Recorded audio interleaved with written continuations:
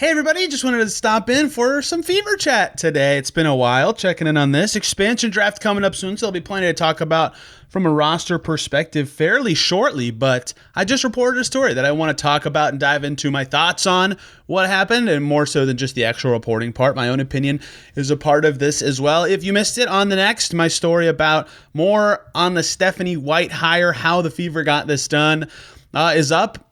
Could have been up a while ago. I was a little bit slow getting some stuff put together, but I found this whole process to be endlessly fascinating for lots of reasons. One being that, and I'll tie all this together, but I'll rapid fire through these. Kelly Krotzkoff, the new front office, Lynn Dunn, the old front office, both admired what Christy Sides did, growing the team the last 2 years, and that Stephanie White was still technically under contract with Connecticut after the season. Andy Costabile over in the Chicago Sun-Times reporting that. And so how did this all come together where, yes, I understand a lot of times the new front office wants to come in and change coaches, but someone under contract comes in with a new front office like this, where there's a coach that was at least somewhat liked, if not well liked, at their old spot. It was very fascinating to me, and I wanted to really dig into what made this all possible, how this came to pass, because there was a lot of obvious connections that made this make a ton of sense. We could speculate all we want and talk about them. Stephanie White, ex-Fever player. I did enjoy hearing Kelly Krotzkoff remember that her first ever transaction when she was a GM of the Fever over 2 decades ago was trading away stuff in an expansion draft to get Stephanie White from the Miami Soul. I think Sandy Brondello was actually the player sent out to make that possible. So lots of coaching connections there. So the Krotzkoff Steph White connection goes back a long time, a very long time. And of course, Steph White played for the Fever, played for Purdue, coached under Lynn Dunn, was the head coach of the Fever. I don't have to go through all those connections again, although they were a massive part of, Krotzkoff and White having this relationship. But what happens now when they have a relationship, and it does make sense for them to potentially be working for the same franchise, but Steph White isn't here? Well, the thing that was fascinating is, with Stephanie White, born in Illinois, all the ties to Indiana, some family in Tennessee, right? There's a lot of family reasons for her to want to come here. In fact, when I was talking to her, one of the things that she joked about was that she feels like Dorothy from Wizard of Oz because there's no place like home, right? And that was kind of drawing her in this process anyways, as she kind of went through things with Connecticut, because one of the things I wanted to ask her was, would you have left the Sun if it was any other job besides the Fever in Indiana? And of course, let's be clear, the Fever job has lots of awesome situational benefits with the ascent of the team, with Caitlin Clark being the star of the show. They have good facilities for a WNBA franchise, right? There's a lot of appeal to the Fever specifically, but for Stephanie White, those things are on top of her own personal goals of, being around family and being in this era. So I wanted to know, hey, what do you think you would have done this move if it wasn't Indiana? And she said, probably not. And then she said, when I envisioned how my career would unfold in Connecticut, I thought it was a lot more likely that I would just be done coaching than to go somewhere else.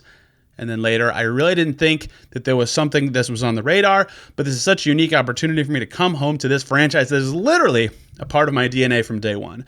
So I thought that was fascinating, right? That this job specifically meant that much to her. Now, obviously, it's easy to say that once you have the job already, but I do find that to be fascinating, that the fact that this was reality or could be reality was part of what made this even possible. But of course, there has to be mutual interest, right? And it's not like she can say, I want to come to the Fever, and then it just happens. Although Stephanie White is a fantastic coach. So I asked Kelly Krotzkoff, how did this kind of come about on their side, right? Does she think they would have made a change even if Stephanie White wasn't available? Like, how did this all come to pass for them on their side? And Krotzkoff told me that they wanted more experience. More experienced head coach was their priority. That's not to say that they were dead set, we're going to hire an experienced coach for sure. And there were tons of other ones potentially hitting the market, even this offseason. Trammell, Kurt Miller, to name a few. But that was something she was interested in. And I think that speaks to where the Fever are headed, is that they have expectations now. The non-rookie year of Caitlin Clark is over. Aaliyah Boston and Caitlin have both been all-stars every year they've been in the pros. The expectation now is that they will be very good for a long time with that duo on the team.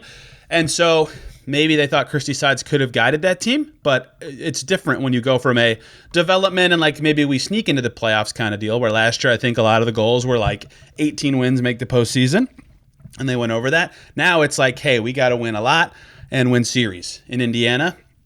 And experienced coaches, especially ones who have been to the finals before with the Fever franchise, make a lot of sense in that way, right? So that made sense to me from a reasoning perspective from the new Fever leadership that they were looking in that way. And then the other thing I wanted to ask was if you're Kelly Krauskopf, how did you figure out that Stephanie White would even be available? And she checked in. She checked in with the agent, and the agent said, I don't know what's going to happen in Connecticut, but there's a chance she may not stay. So Krauskopf said, I was like, well, keep me posted. We're looking at what we're going to do. And that's how it all came together. So a lot I had to overlap in terms of the right people, the right desires, the right job opening.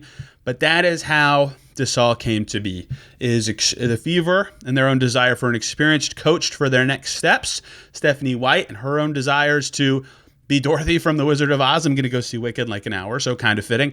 And it all just made perfect sense. And it is a great hire to me for where the Fever are headed.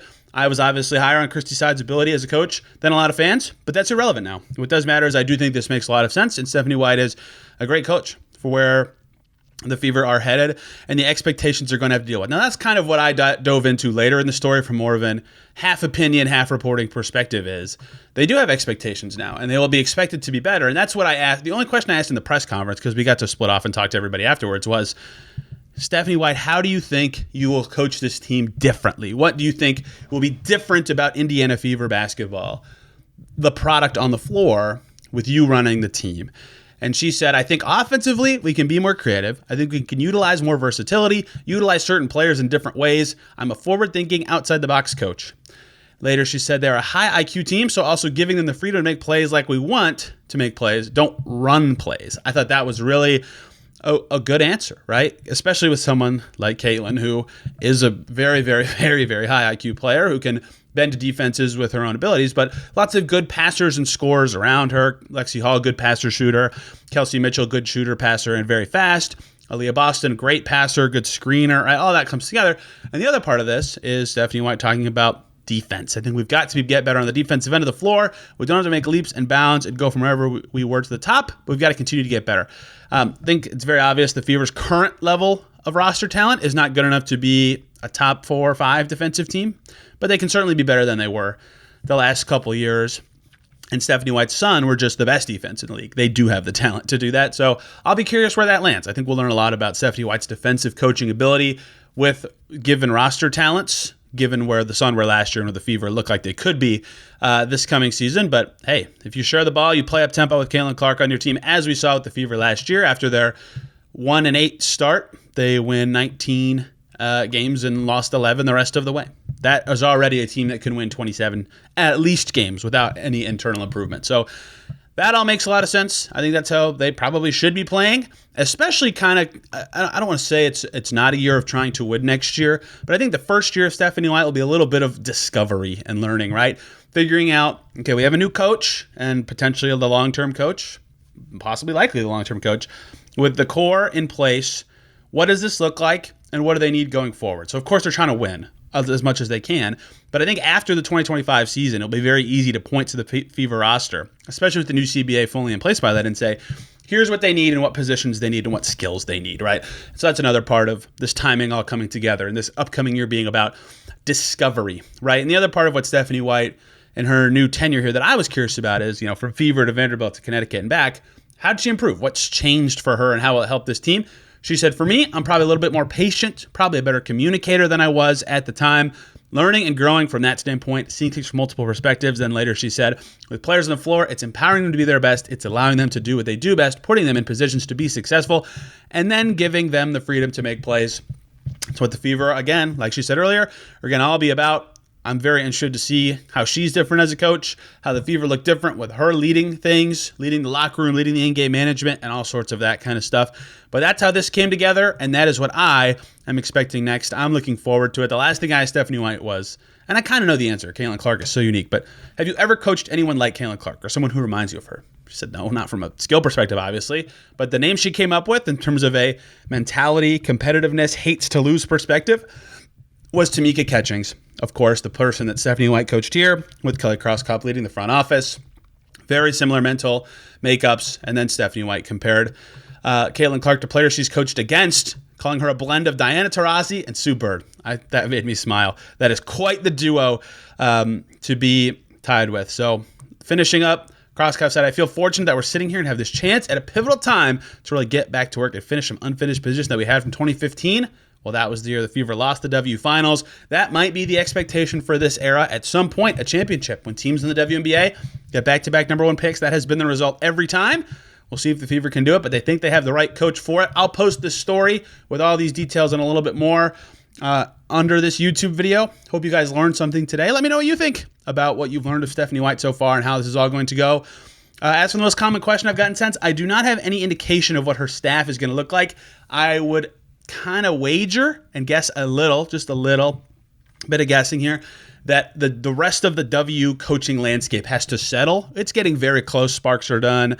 Holy cow, I can't remember Atlanta. The Dream. How could I forget? Their team name just escaped me.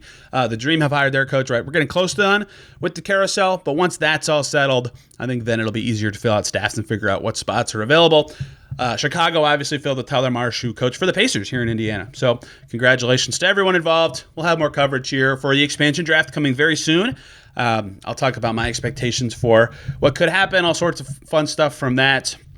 And then we'll keep moving through the offseason as time is needed. Thank you guys for watching. You can follow me on Twitter or Blue Sky if you want more on this at Tony R. East. Take care. See you soon.